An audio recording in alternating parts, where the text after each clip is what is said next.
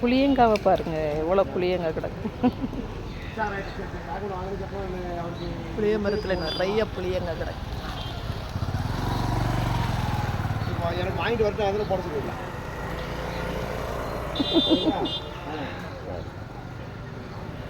நிறைய புளியங்காய் கிடக்கு. நாங்கள் புளியம்பட்டிக்கு போயிட்டு வந்துச்சு பாதையில் புளியங்காய் நிறைய கிடக்கு. சரி சரி சரி சரி சரி சரி சரி போட்டுடுங்க. எவ்வளோ புளியங்காய் கிடக்குங்க அந்த மரத்தில்.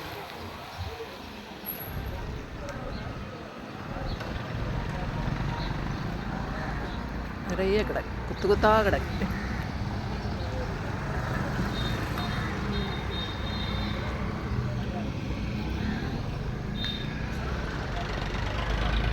சுற்றி புளிய மரமாக தான் இருக்குது.